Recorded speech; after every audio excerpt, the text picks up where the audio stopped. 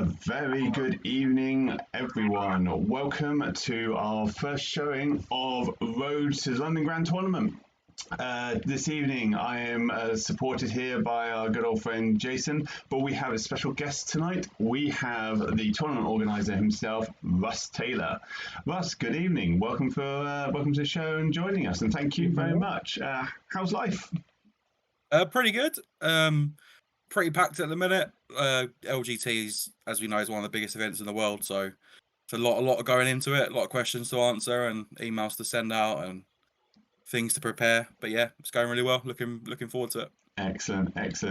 And by the looks of it and everything, you've got quite a good turnout. I know that each year, anyway, you do have a good turnout with the LGT, but this one looks pretty phenomenal. I know you're in the whole tournament, you're looking to try and almost break that 1,000 player attendee for all the games and everything.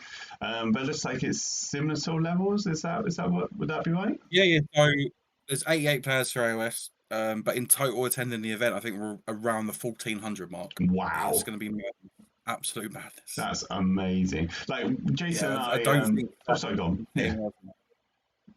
I was just saying, I don't think Zach can fit anyone else into the room.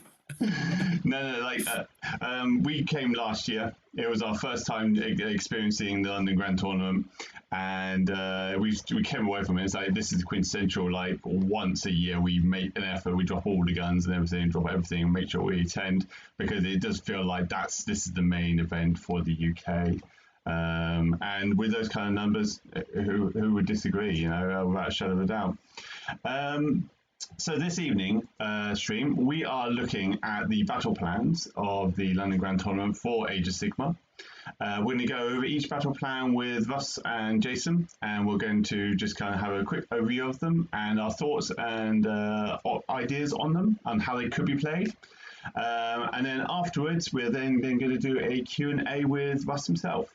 If you do watch this live with us and you have any questions for him, please do drop them in the chat, and then we'll try to ensure that we get them included as we go through the evening. Shouldn't be too long of a stream. We want to keep this nice and neat and everything ahead of next week. Next Wednesday, we are aiming to do the full list review show. As we understand it, as Russ just said, we have 88 lists to go through. Tiring will be an understatement, but you know what? It needs to be done. So, yeah. Jason, though, how are you, mate? How are you doing? Busy. Life, things crazy, getting ready for the LGT. I'm still painting a model ready for it. Yeah. I'm on my last model now, finally. I've only been doing it for a few weeks now. That's the thing, though. Yeah, that's the thing, though. I don't know how you found it, Russ, with the other attendees and everything, but after the Battle Scroll update got released and everything, particularly for Jason, I assume there's been several individuals or a number of individuals who've been affected by the points changes and potentially adjusting what they were going to bring. And also, I expect with the rules being updated as well, I assume that's probably to send a few people back to the old chalkboard to see what they can muster instead. I don't know if anyone's discussed that with you at all. I mean, a few people have asked the obvious stuff, like, what does this mean for my army? Can I do X, Y, Z? But I do think the Battle Scrolls come at a really good time, because it means a little bit of a fresh slate for the LGT. So we won't be having the just everyone knows I'm going to bring 100 zombies and win, right? There's going to be a few new things tried. A few very interesting things tried. I think I've already discussed with Jason. Mm-hmm. It's going to be pretty mad, but I think it's come at the perfect time, because we'll get a fresh start of the LGT and we'll get to see a lot of new ideas, which is always a good thing. I think you're right. Yeah, absolutely. Like, to be honest, I know there will be tournaments coming up this weekend and everything, but ultimately the LGT is going to probably be the first biggest platform to really see these new rules in play and have a lot of the main headline names in the UK kind of actually testing and teasing out these the rule updates and the points changes. So yeah, I think it would be really interesting come the following Monday when we see the results on Honest Wargame and everything, just to see where it kind of sat and fell in place. Like you said, in particular, what with the zombies, the zombie spam being quite significant in the past or before the Battle Squad update. Interesting to see if people still try and pressure that through or will adjust their lists. So Yeah, no, absolutely. I know for myself, I was quite lucky. I'm running Gits this year, and it's nice to see for once that on the battle scroll, nothing changed for the Gits. So I was going, yay! Just got to keep painting my models as well. But we'll be ready. We'll be ready. Right then, let's get into the mix of it all then, shall we? Let's go straight into the battle plans. So for those who are not aware, you should, because you're here listening to the London Grand Tournament. It is around the London Grand Tournament. This is taking place next weekend and is being held in London. With this, there's been 5 battle plans selected, and we'll go straight into them now. The first battle plan that is lined up is Every Step is Forward. So this is a typical one where you have the L-shaped kind of spawn deployment zone. The one thing we noticed, and this is something that Jason and I was testing only yesterday, was that the L shape is a little bit tighter than you expect because there's that 9-inch gap. So you've actually only got 2 inches across the edge of those L shapes. The scoring for each of these is a standard one with a controlling 1, controlling 2, controlling more, battle tactic, and of course the grand strategy. The change in this one, though, is if a unit makes a charge and contests an objective, they actually count for 1 more on the model count. So normally a model counts as 1, they'll count as 2 on the charge. But if the unit retreats, they count for nothing. So, that's the big rule change on this one. Like I said, Jason and I had tried this only yesterday as we were pre-testing our armies. And it was an interesting one, wasn't it, Jason? Yeah, I deployed too far back. That's what I figured out because I thought, they're fairly close. Actually, no, they're not as close as you think. Yeah. But the objectives are right there. They're hard to fit. They're hard to figure out because 2 of them you're going to pretty much get turn 1 and beyond those. The other 2 a bit more challenging. Yeah. And the big thing, your Trog boss. You explain that one. I can't remember what did my Trog boss do. Oh, the L shape. Oh, that's right. Yes, the yes. deployment zone on that. 9 inches away from enemy territory, which means you have a 2-inch gap at the back of it. We figured out his Trog boss, my Achillean King, can't actually fit in that 2-inch gap. Right. I found some eels and just sort of angled them slightly. There you go. They fit just about. Any base greater than 40 millimeters, and it's a no-go unless you can, like you said, unless it's cavalry base and you can kind of angle it and everything. But Russ, this was the first one that you kind of put forward for the attendees to play against. Was there any thought onto this, or was this kind of like just chosen at random? No, so I like I said before, there's 12 playable missions in this GHB. So throughout our season, we're going to rotate through all of them. But for this one, I wanted to give players real variety in what they had to do. So that they took it away and made their lists appropriate to it. So for this one in particular, there's a couple of reasons. First of all, deployment's going to be tricky, as you mentioned. You have to really think about deployment, and that's a key aspect of the game. And secondly, scoring 1-2 more isn't as easy in this mission. Getting 1 and 2 is, but getting the more's a little bit more difficult. So that was another reason to put it in. It's to try and level the field a little bit to start with. So we've not got a bang to where everyone's on 20-0 to start with, and it just splits the field. To try and keep it down a little bit. Yeah, I have to admit, when we did play this yesterday, I looked at it in quite almost a newbie fashion, where I was like, I've got plenty of space, I can deploy where I want. And then when those 9-inch bubbles come in, the arc and everything, it just kind of really counters it off. You are kind of forced to actually think thoroughly about how you're going to deploy, how many objectives you're going to kind of pressure on and whatnot. And I think, to be honest, like the match Jason and I played, I more like fluked it than anything else. So I can see where you're coming from. That you really need to think through how you're going to deploy ahead of the game almost. Yeah, even more so on that mission than a lot of others. Like deployment is a real key factor in winning Warhammer. But specifically for this mission, it is kicked up another notch just because it's very awkward and the objectives are in awkward places. So yeah, you really have to think about it. Absolutely. Have you had much experience playing this battle plan yourself?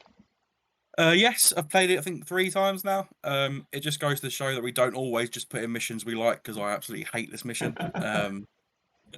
Yeah, I've played it 3 times. I think I've won all 3 of them. Nice. Off the top of my head.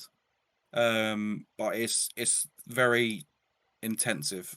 Trying to work out the game plan and keep on top of what you're doing. I hate the mission, but I love it for tournaments. Excellent, excellent. Jason, any thoughts at all from your side about this particular battle plan? Nothing. Well, only one thing extra, which is to Russ, and if you have an answer, great. What's your take on retreat and charge?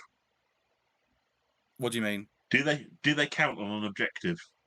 No, because you don't. The way it's worded is if you retreat, you don't count on objectives, right? So even if you count as one more, it's irrelevant. So if you retreat, you just don't count. Okay, that's the way I was thinking of it. Yeah, like to hear that. Exactly. No, it's good to hear and clarify, because there are a number of units now have the opportunity for retreat and charge on occasions and everything. So it's good to have that kind of clarified from this perspective. Yeah, a good starting one on this one. Any other thoughts before we kind of move on to the next battle plan? Not really. No. No, okay, no, that's cool. So then moving on, we're then getting on to the limited resources battle plan. Now this one has once again a standard scoring system of the 1, 2 or more, and then more objectives than your opponents, and then the battle tactic, and then your grand strategy on top. But on this one, when a player gains control of an objective, they actually start to siphon it. This takes a little bit of bookkeeping, as I found when I played it. After scoring victory points, if the player whose turn controls an objective that they've controlled it for like 2 turns successfully, they kind of clear it out and they can no longer benefit from the actual point. You can't get any points from it. So having said that, though, if it is broken up, then it kind of resets that count sort of thing. So that's how it goes. Jason, have you had a chance to try this one yourself?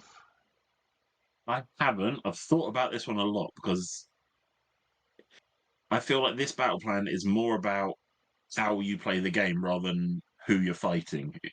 That sounds really bad, because obviously you've got to worry about who you're fighting, but what objectives do you take at certain points?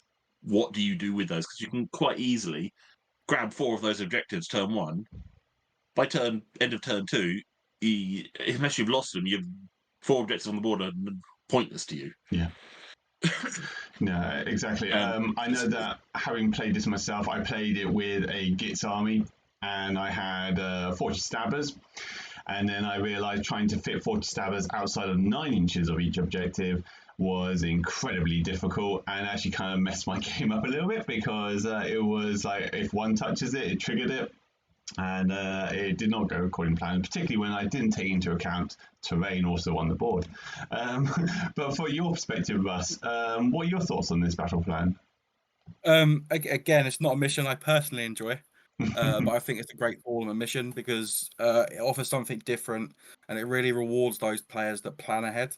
Because I think with this mission, you can't play it off the cuff. You have to have a base plan in your head saying, I need to do X, Y, Z in this order. And I wanted to be able to do that early on in the tournament to give those people a leg up, because I really do value personally as someone that plans and has the mission. Plan the mission out. I think it's a great pick for for just after lunch as well, because again, it's quite like the first one. It's quite thought intensive, but you've had that little break of lunch break, and you can go again.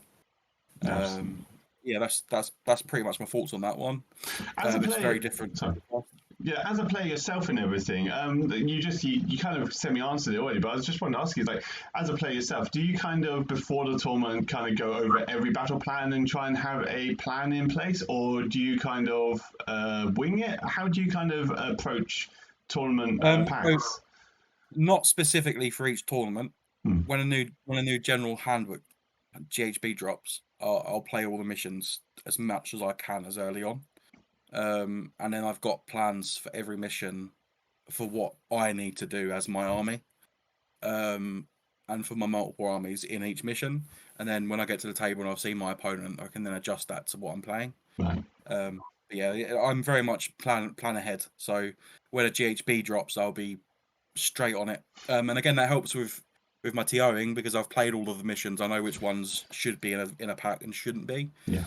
So yeah, just early on, within the first month or so, I've played all the missions at least twice. And yeah, that's how I plan for events really. And Play. from your thoughts with this particular one, is there any advice? Because admittedly, from my experience on it, it seems straightforward until you're actually on the board, and it can actually be quite complicated. Any advice you would give perhaps to budding new tournament goers who are potentially experiencing this for the first time? Yeah, don't deploy on your objectives. Yeah. If you do that, it gets out of hand. Yeah, don't deploy on your objectives. Yeah, I agree with you. That's exactly what I tried to do, but trying to cram in a huge Horde Gits army into my deployment zone where they had put a huge hill right slap bang in the middle of it. I was like, right, yeah, cool, okay. Gobblepalooza will start on one of my objectives, and I can avoid the other one. But yeah, no, okay, that's a good piece of advice there. Jason, I know you haven't played it, but any thoughts from your side at all on it? Nothing more than what's been said. Just plan ahead. Really think this one out before you get there. Yeah. It is not as simple as turning up, hitting the opponent. No, I completely agree with you. Any other thoughts before we move on to the next battle plan? Really not. No, fantastic. Rattling through these really quickly. Okay, the next one we have then is lines of communication. Now, this one, after the intensity of those first two battle plans, this one will feel a little bit more straightforward for everyone. Standard scoring involved, so everything as you would expect. Now, with this one, basically, when you start going through the turns, the player who goes second gets to choose a phase in each battle round to disrupt. It has to be the same phase. And in that phase, the enemy, every time they want to use a command ability, has to roll a d6, and on a 3+, it then costs them an additional command point. If they still opt to not do it, they still have to pay the command point. If I understand that correctly, it's more the idea that they've opted to issue it. And if they if the opponent chooses not to spend it, yeah, the original CP is lost, and the command cannot be issued in that same phase. Other than that, though, you've got 3 objectives straight across the center with very easy kind of deployment zones. It's kind of quintessential your standard battle plan. So, Russ, what's your thoughts on this one?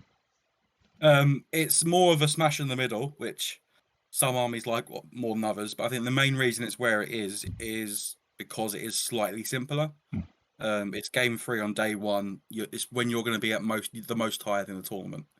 You've just played 2 games, so I do generally like a 3 in the middle, 1-2 more with an extra rule maybe. And I think it's just a nice simple deployment.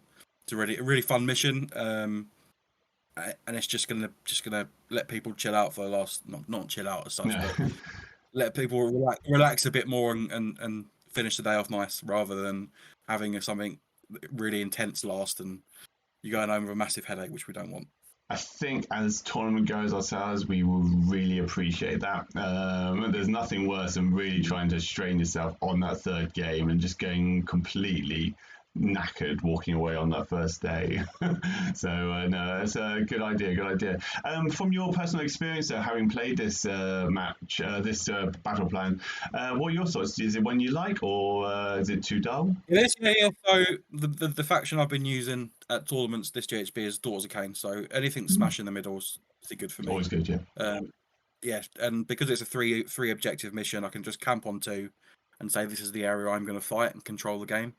So yeah, it's a mission I love, and my advice is pick 2, stick to it, rather than try and spread yourself out. Yeah, particular thing that I keep forgetting about, particularly when I was playing Fire Slayers, and I always tried to extend far too much and then regretted it immediately afterwards. But that's probably why I'm always on the bottom tables. Jason, your thoughts on this one? I love the way you explained it, because I love this one for Battle 3. Absolutely love it. Although it's got an additional rule, it's a nice, simple go there, beat each other up, get it done. Basically, I come up with the weird questions, by the way. For the rule, if you've gone through all the bits and bobs, I'm trying to think of not Scraggrots. Yeah, Scragwat has it. Yeah. Yeah, okay, so you know what I'm talking about. Yeah, spend a point and you get to issue the same command 3 times. Oh, Slanesh, you mean? Sorry, Slanesh. Sorry. Oh, Slanesh. Scraggrot has his free command point. Yeah. That's different. Yeah. So spend a point, and the second and third time you issue it, you don't spend a CP. Does that get affected by the rule? I'd need to read that the exact wording on Fair stuff. enough. I off the top of my head, I think it may force you to spend an extra one. But that I'd have to read the exact rules, and that's quite a complex one to. That's exactly the same thing, because we were looking at this actually before you jumped into the stream here, and we were like, because it says you issue it, but you don't spend a command point, and then in this rule pack it says if a command ability is issued. So we were under the same sort of impression that you potentially would have to pay that extra command point. Off the top of my head, I think you would pay the extra one, but I can't be 100% sure without reading the exact words. Yeah. No, that's fair enough. That's catching off the blue on that one. Apologies. Yeah. Sorry, I come up with all the weird questions. Yeah. I'm the rules guy. He's the rules guy in our minute group. details and everything. But yeah, no. Personally, I've tried this before, and like you said, it's a very straightforward kind of match and everything. And like Jason just said to you as well, really appreciate your theory behind it. That it is the third game of the day, and just a nice one to kind of finish on. Any other thoughts on this one at all before we move on? No, just find time. I think this is the opportunity to really get to know your opponent and make friends. It's a mission that generally gets done quicker, so you can get home earlier as well. But just talk to people, make friends. That's what the point is, right? Oh, absolutely. A lot of the time for us at the bottom, it's make 5 friends, not 5 wins. At least that's what we tell ourselves when we're crying at night on the Saturday evening. But anyway, let's moving on to the next battle plan. So Sunday morning, we'll be going into Nexus Collapse. Now, this is one that I don't think Jason's tried, and I haven't had the opportunity myself. So Russ will probably be relying on you firmly on your thoughts and experience on this one. But looking at it, standard scoring throughout on this one. Now, the extra rule on this one is at the start of each battle plan, starting from the second battle plan, after determining who goes first, the player with the fewest points can collapse up to 2 objectives. Now, if they do so, they then roll a dice for every unit, not just enemy, every unit within 6 inches, and on a 4-up, they can suffer D3 mortal wounds. When that happens, the objectives are then no longer active and you cannot score from them. So this can lead to a position, if everyone was greedy and collapsed as much as they possibly can, come battle round 4 and 5, there are no objectives. So certainly one to think about as you go into this one. But Russ, your thoughts on this battle plan? So again, the reason this is here is something very specific. It's day 2. We'll get into the real end of the tournament, and this is where the fine margins are going to decide things. So I wanted a little bit more complexity in the missions, just to force the people that could potentially win to play that a little bit better, and try and get results rather than draws or close matches. Yes, is as you'll see from the next mission as well, a little bit more complex. This one is the more complex of the 2. So it's first up as you've had a nice refreshing night's sleep, or you've panicked because of who you're playing. Yeah, it's a real complex mission that the people at the top end of the room are gonna sort of fight it out over and hopefully have good matches. No, absolutely. Like whilst Jason and I haven't tried this, it's certainly something that we have talked through and discussed quite thoroughly. Actually, Jason, I was thinking I might try and get you onto TTS so we can actually try this one out next week, perhaps. So next week we've got to play this at least once. We've got to get some experience before we go onto the board on this one.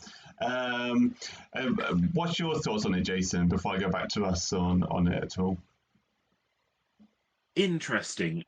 I honestly don't know how to take this. I've thought of some plans, and that is, some of them are just go for it. Some of them are turn 1 intentionally score less so I can sort of semi-nuke. D3 mortars is not that bad, but semi-nuke the opponent and then hopefully build up from there. I don't really know how to play this one yet. I've got to think about it some more. No, absolutely. But like Russ, from the your objectives are fairly close. Yeah, sorry, No, Jason. I Sorry. was going to say they're fairly close. They're not exactly that far apart. Even my OBR could get between objectives on this one, so I don't know. Yeah, Russ, from your experience playing this battle plan, how have you kind of approached it, or is it kind of changes each time? So there's a couple of things. Again, just like the mission 2, do not deploy on your objectives. It's imperative on this one. Do not deploy on your objectives, because you want to be able to control. You generally want to be less than your opponent on turn 1 on victory points, just to have that control. And then secondly, it's completely dependent on the style of your army. If you're an alpha army with good battle tactics, you want to just blast as much points as you can early, and then rely on your battle tactics. But if you're more of a control army, you want to win game 5, and you've got to plan a lot better. So you want to be under your opponent and then hit hard later.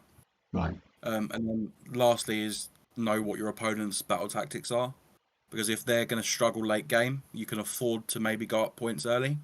And if you know you're going to still get 5 battle tactics and they're going to maybe struggle with a couple, you can then taking the objectives off the board early is not a bad thing.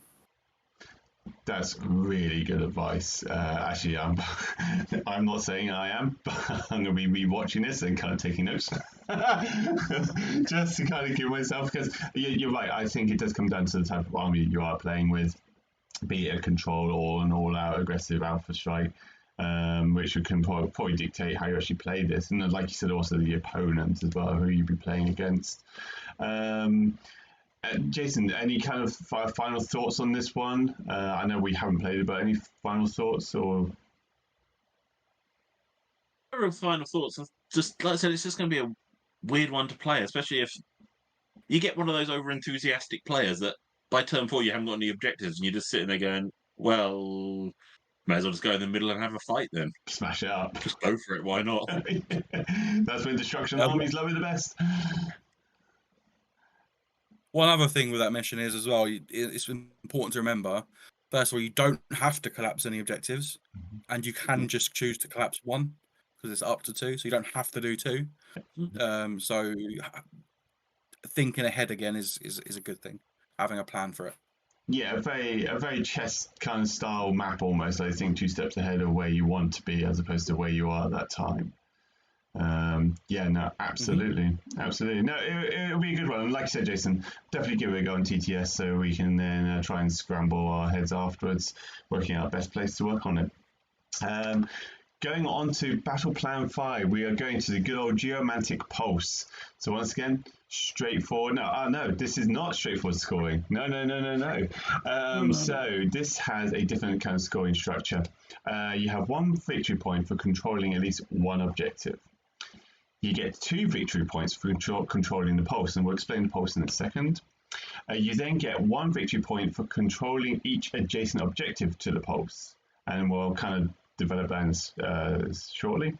And then 2 for your battle tactic. Straightforward. So the way the pulse works is that from the start of the second battle round, the player going second gets to choose either marker A or marker B. That then becomes the Geomantic Pulse. That's the one where if you control the pulse, you get 2 victory points. And then if you take, for example, A, on battle round 2, the one to the right of it is then worth 1 victory point, in addition because it's adjacent to it. Going into battle round 3, though, that marker A, the Geomantic Pulse then goes from left to right on that example. So it will be on the second point. Now you'll have the pulse on that second point, and then either side of them will be adjacent, scoring you an additional point on either side. Having played this before, Jason and myself, we worked out that you can kind of quickly accumulate points, come into, you get the sensible points on turn 2, but turn 3 and 4 in particular are the real point grabbing opportunities. And Jason, I think you were working out, do you have the points to hand? 32 is the max. Turn 1. Is it? Yeah. 3 for turn 1, 6 for turn 2 and 5, and 7 for turn 3 and 4. That's right, yeah. So there are points to grab in the mid-game and everything. But Russ, your thoughts on this map? Yeah, so again, there's a specific reason why this has been chosen and where it is. Because it's I think it's the only mission which is more than 28 points. It gives players the opportunities to score bigger in the 20-0 system. Scoring 20-0 is quite hard in 28 victory point games, so the standard games. So with this one, it gives those players who are close to the top or close to their goal and they want to get a bit higher, the chance to have a bigger victory margin, and it just shakes things up a little bit. It means you can't rest on your laurels going into the last game. Right. And I think that's the reason that it's game 5. It just gives that opportunity for things to still change. Absolutely, no, that's a really good thought process on that, and it can swing the results. Like quite often when we've been playing at tournaments within our group, we'll try and work out where we're potentially going to land. But I think you made a very good point on this one, where ultimately the victory points can adjust and quickly swing positions, perhaps 2 positions, 3 positions up from where we were anticipating. And I think off the top of my head, there's a possibility of 3 5-0s for an 88 man. So we want people to be fighting out for every last point available to see if they can win the whole thing, right? So yeah, exactly. It's a good mission to have last. No, I completely agree with you. From your own personal experience, is this one you enjoy? Yep, it's one of my favourite ones. You have to start off tentative, obviously, and then you've got to try and kind of jostle with position quite a lot for this one. It's not one where you can overcommit because there's a lot of points up for grabs in the late game. So yes, it's something. It's a really, really good mission. I really love it myself. I had the pleasure of playing Kieran Allender at Feud on this mission, and that was an absolute cracking game. Was it? Yeah. I just it's one of my favourite missions out of the GHB. No, absolutely. Like Jason, you've experienced this one as well, haven't you? At the Feud, actually, I think we all experienced it through the Feud. But what about yourself, there, Jason? I really like it because once again, it makes you think rather than just orcs tactic, just go in and kill things. It really makes you think about how to play the game. And you know me, I'm a techie person. I like the ideas. I like to plan exactly what the hell do I actually want to do. Do I go for the early game? Do I just, like with OBR, I moved to Mortisguard and just stuck them on the 2 middle objectives? That was my plan. Just stick them there and just wait. Yeah. Yep. It's a great plan. Yeah, it worked. It's worked quite nicely before. Yeah, it is a nice game to the last one. Like you say, it's a game that I have won before. It's a game I've lost horrifically to before. So it will change things up, which, yeah, I agree with that. And the one thing I've noticed in this GHB in particular is it's kind of trying to reward the player for not always going first in the battle round. From your direction, Bus, and everything, have you found yourself quite often opting to go second on battle rounds because of the benefit they provide? Not particularly because of the missions. I think it's more to do with my playstyle. The 2 armies I played, Daughters of Cain and Seraphon. The way I play, I always want to go second. So it's kind of I'd want to give it away and go second anyway, regardless of what the missions were doing. So just kind of like cherry on top of the cake for choosing what you're going to do anyway. I mean, I do build lists with options to go first, and I tend to deploy it in ways that makes my opponent think I could be going first. And I always have the option if they deploy, particularly Daughters of Cain, if they deploy badly, I'm in. But as a general rule, I want to be going second. Absolutely, totally understand. I know that from my experience, having gone through a number of these battle plans, that decision making of whether or not you give the opponent first part of the battle round and everything, for myself is certainly a struggle, because I always want to feel like I have that control. And then seeing that benefit of having like in this one, you get to choose essentially where you can start from. it can really kind of twist people's thoughts on where they should start, or how they should kind of progress Battle Round 2, particularly on this battle map. But any other final thoughts on this one at all from either one of you? Nope. No. Not really. No, I think it's a good one to finish on, without a shadow of a doubt. It's a good one to kind of really just test people's nerves and actually, like we've said throughout, have a battle plan in place of how you're actually going to probably control mid game, particularly on this one. It's control mid game to maximize the points. So those are 5 battle plans. Thank you very much for going through that with us, Russ. Are there any final thoughts you want to give, particularly around the battle plans as a whole, or any final thoughts you have at all around it? I mean, my general advice is play them as much as you can and play all of them as much as you can. Mm-hmm. Don't just stick with your mates and think, oh, these are our favourite ones. We'll play these ones. Just change it up, play them all, and you'll get used to them, and you won't get caught out that way. Yeah, sound advice without a shadow of a doubt. Well, fantastic. We've actually done that really well. We're really quick on that one, so no, thank you for that one. What we'll do now, if you're happy to and everything, we'll go into the Q&A. So basically, the one thing we wanted to do is we wanted to take the opportunity with Russ on the stream here. We wanted to do Q&A, as he is the tournament organizer for the Age of Sigmar part of the tournament. Now, Russ, we've got a set number of questions here for you. Hopefully they are not too strenuous. But if you have to go through them, then we shall go through. Far away. Q&A with Russell Taylor. First question is, what got you personally into Age of Sigmar? So there was back when I was early 2000s, so I would have been about 11. I started playing a little bit of 6th edition fantasy with my friend, and then kind of stopped playing, completely forgot about it. And then one day was walking down my local high street with my son. My wife had gone away for the weekend, and he just kind of looked in the shop and was like, oh, "What's that?" Walked in and walked out with the starter set for AoS, the old Corn and Stormcast one. Sure. Within a couple of days, he didn't want to know anymore. Didn't want anything to do with it. Still doesn't. But I was hooked.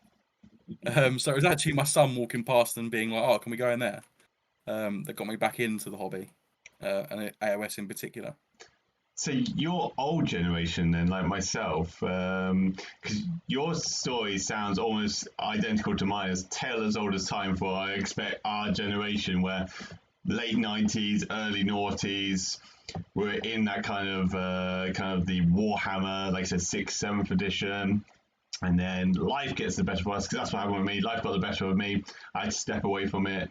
And I came back in through COVID, because I had my family, I had the house, I had everything had settled down. It's like, I can now be a nerd again. So it sounds very similar in it.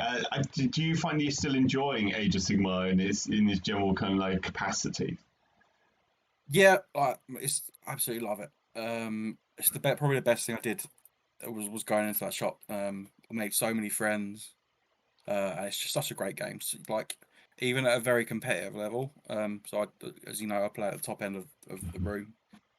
You're still having a great time and a real laugh with people, and I think that's what makes AoS so great. It's just the people, right? And I'm very, very, very glad that I got back into it. Bad.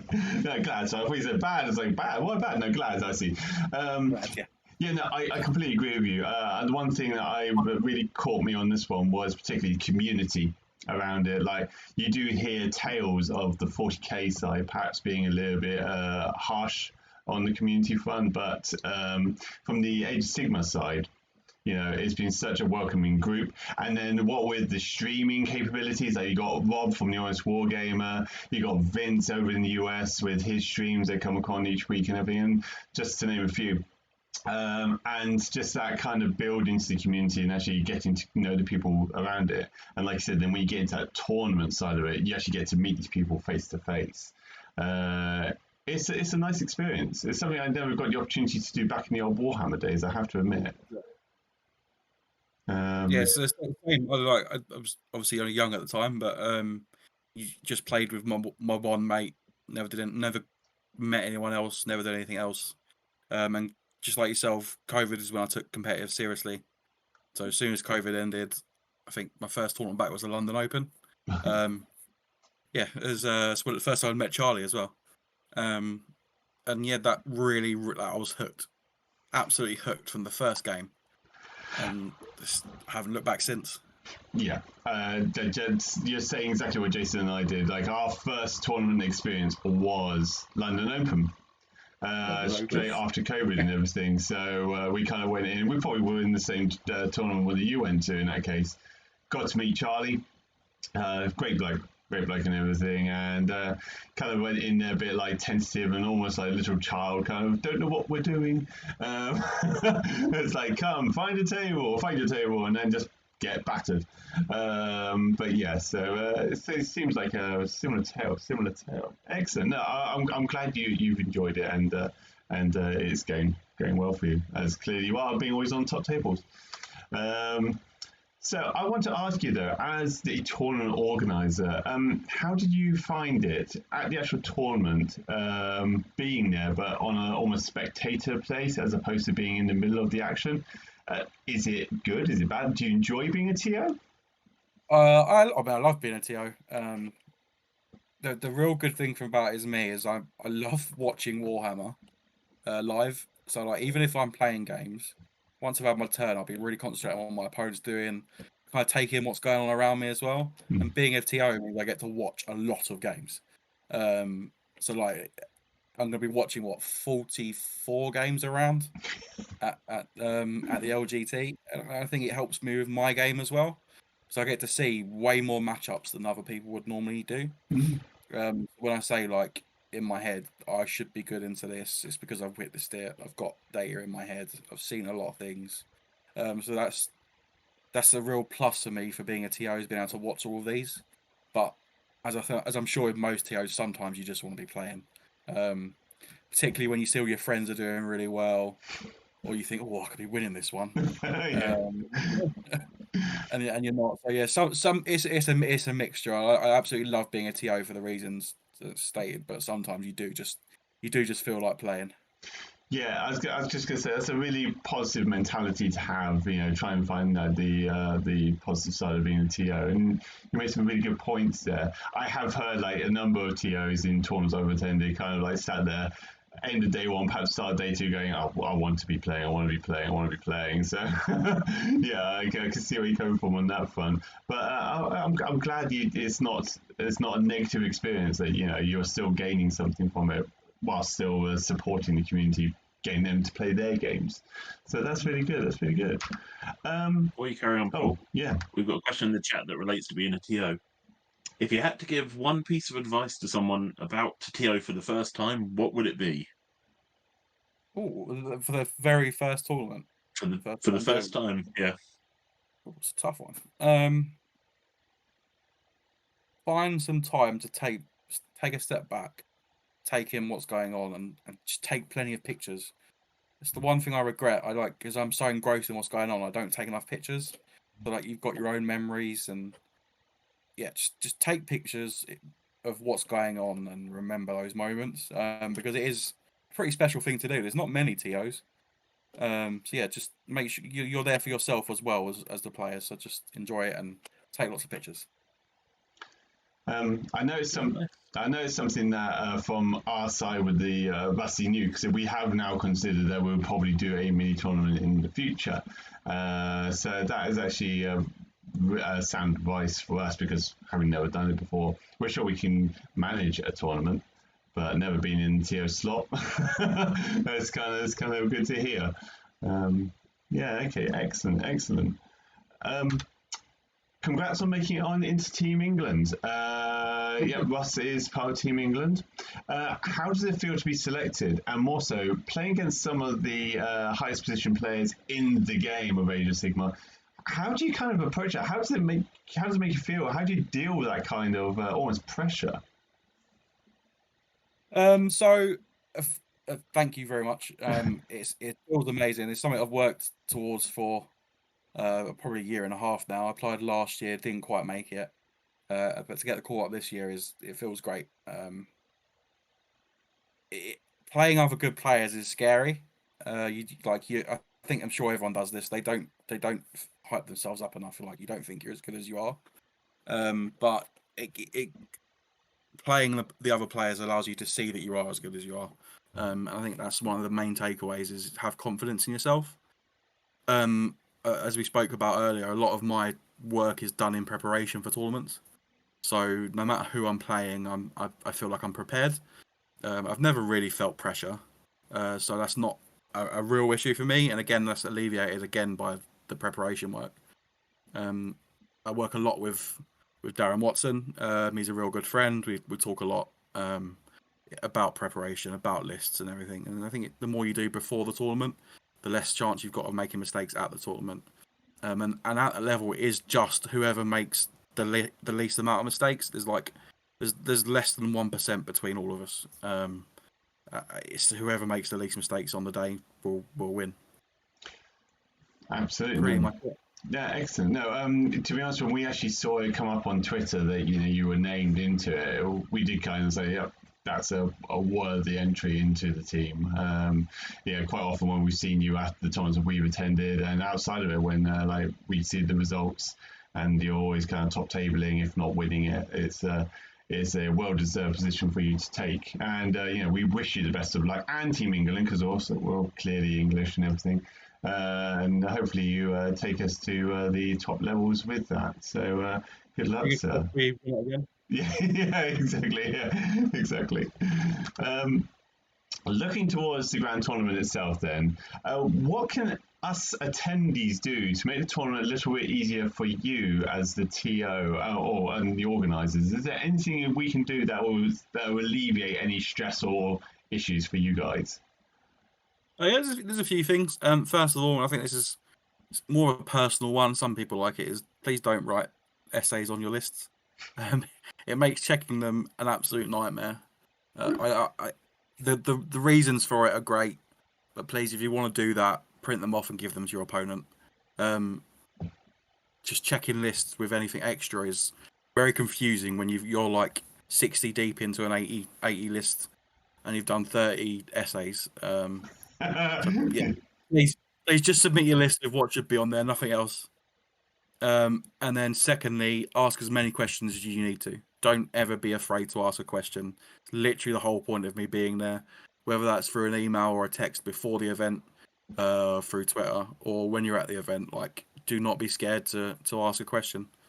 The whole reason I'm there. I won't bite. That's fantastic.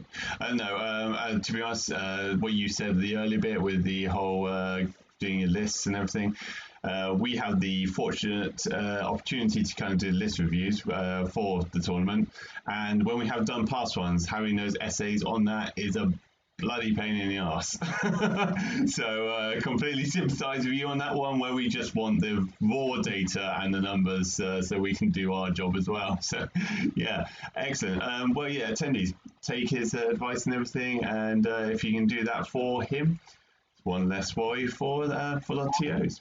Also, make sure you bring paracetamol and always take them at lunch on day one, no matter what. Plan in advance. And would it help having money on the side just in case we have to grease hands, etc., or anything like that? I believe the site is cashless. Cashless, right? So and there's a bar. There's massive amounts of food halls this year. Plenty of facilities. Cool. As a prolific tourney player yourself, aside from the necessary equipment, so there's a standard requirements you need to bring along with us, the tape measures, dice books, and everything like that. What would you suggest newer tourney players bring with them, or even possibly leave at home?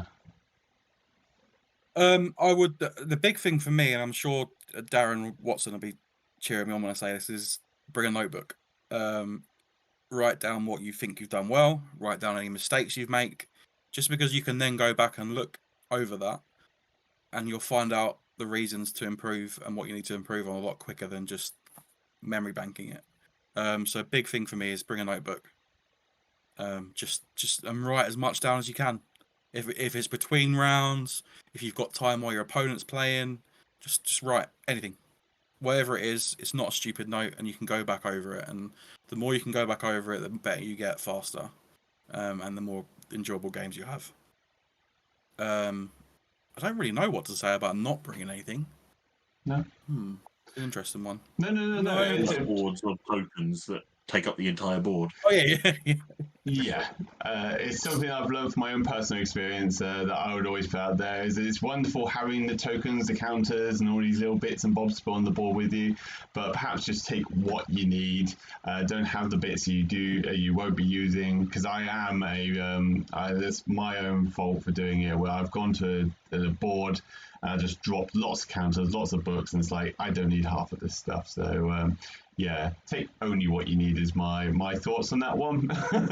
But that's from my experience as opposed to like a TO kind of wagging his finger at me or anything like that. So no, fair enough. You've had the opportunity to experience several factions through the Age of Sigmar game. Do you actually have a favourite army at all? Yeah, and I'll ask the next bit after. So, do you have a favourite army?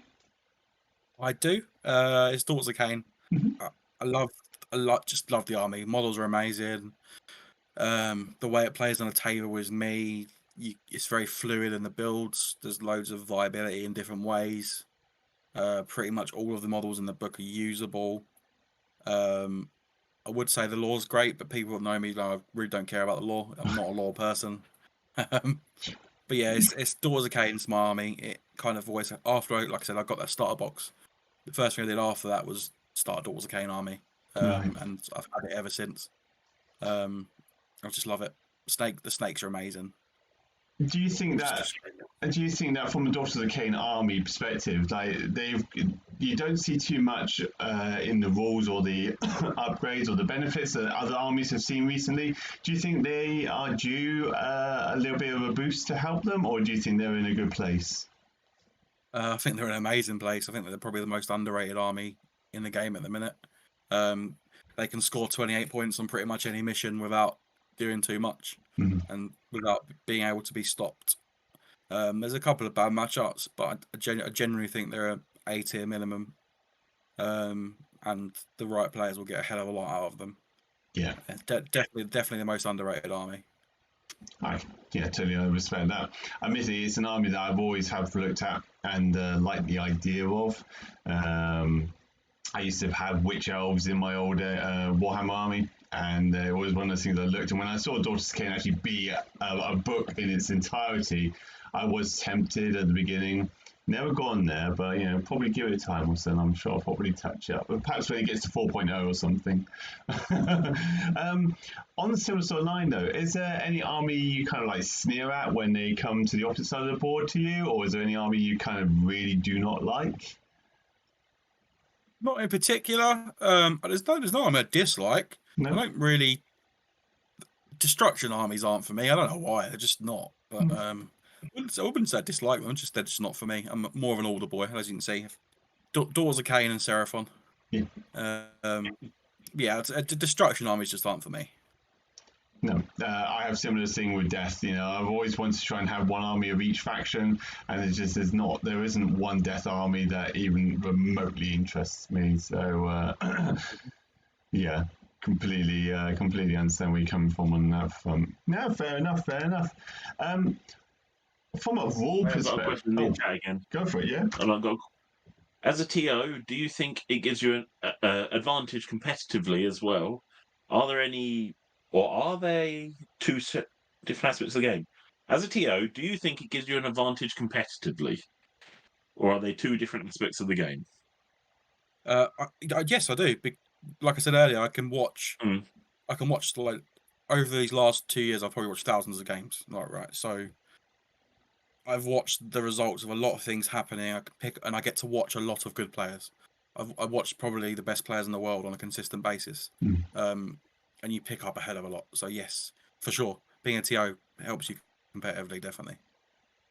Yeah, I can totally see that. Yeah. So it was Jason, yeah.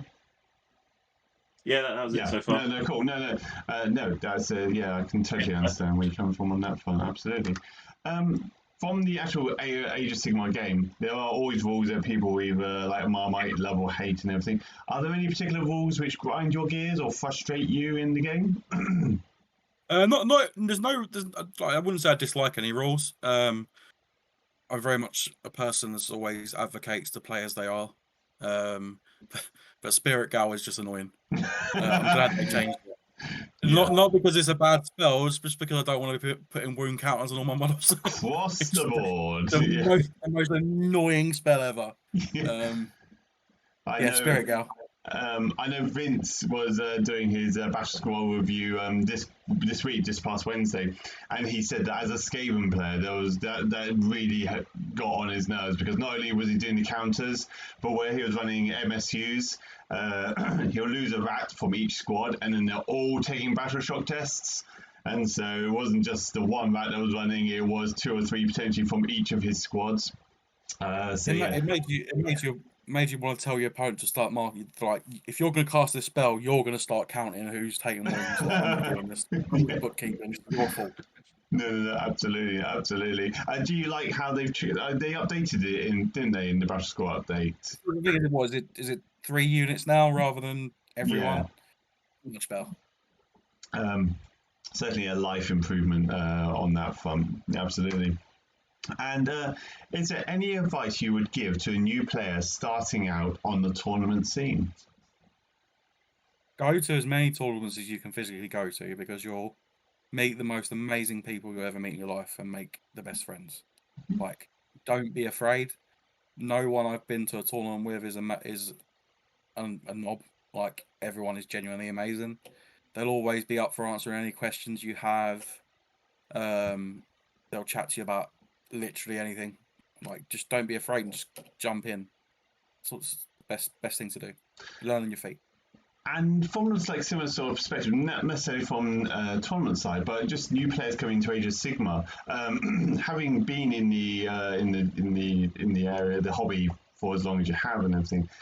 Any kind of thoughts or suggestions you would give to any new players? Anything they should try and avoid, or perhaps look to do when they first join? If you want to play games, like, don't be put off by what people tell you. Like, learn things yourself.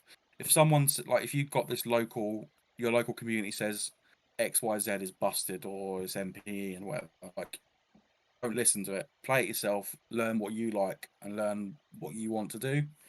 Because a lot of the time, players are put off because they've been given the wrong information. So just play as much as you can and enjoy yourself. Okay, excellent. No, that's fantastic.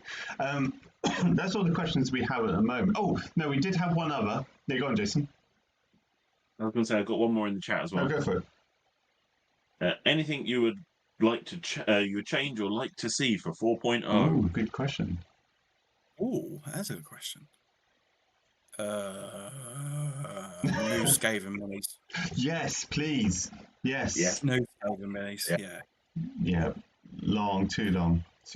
And go back to AoS 2 coherency. This stupid coherency at the minute. I hate it. I liked how they kind of developed it a little bit, where it's no longer the 5 miniatures. It could be 6 models in a squad. I mean, so much relief for so many of these elite units in the force. But no, totally agree with you on both points. I have already said that come 4.0, if the rumors are true that Skaven are going to be the intro box and they're going to have like a refresh because they so need it, I'll definitely be lining up with my cash in hand. So the other question I had for myself that I had presented to me before was, what's the best way to approach a TO during the tournament? Is there a best way or best practice? No, because I'm all over the place, so I'll be walking around checking on people. It's just grab me. Like, you could put your hand up. If I spot it, I'll see it, shout my name. Like, I generally don't mind. Just probably the best way is find me and grab me. because particularly for LGT, it's quite a spaced out area, right? So I'll be walking around checking everyone's okay. Yeah. And also make yourself familiar with who I am. I will do a speech at the start, just a little welcome speech, just have in your mind what top I'm wearing or something like that. Yeah, but just grab me. There's no right or wrong way. Just don't be horrible. Just don't shout out rude words. But yeah, if you put your hand up, I'll try and find you. But yeah, probably the best way is just track you have down. a quick walk around and grab me. Yeah. Fantastic. Well, that's all we have for you, Russ. Thank you so much for going through those questions and answers with us. My pleasure. Now, as I said, next week we are going to be doing the list reviews. Russ has said that he'll be probably jumping in with us because we're such a long show. Instead of just hearing the monotony of my voice and Jason's voice, we will have individuals jumping in to kind of support us and give their thoughts and views on the lists as we're going through them. So hopefully, Russ, if you are available, you're very welcome to join us on that one. Yep. We'll start wrapping this up now. Are there any final thoughts you would have at all ahead of the tournament that you want to give out to the attendees on here? Yeah, so we do have a pretty big announcement, which is going to, for the first time, go live on this stream. After the LGT, so moving into next season, we're going to start using rankings. So every event on the UKTC calendar, so for this year it'll be Coventry, Leicester, and I believe it's Nottingham, you'll get ranking points. And then over the course of the season, whoever's in the top 16 before LGT will be invited to the LGT Invitational. Wow. So it's a reason to get involved in the events and just build up your points, because it's a point system. You don't necessarily have to win an event. You just have to build your points. So come along to as many as you can, and you'll get an invite along to our Invitational next year. That is fantastic. Oh, and that's great news. Thank you very much for announcing it here.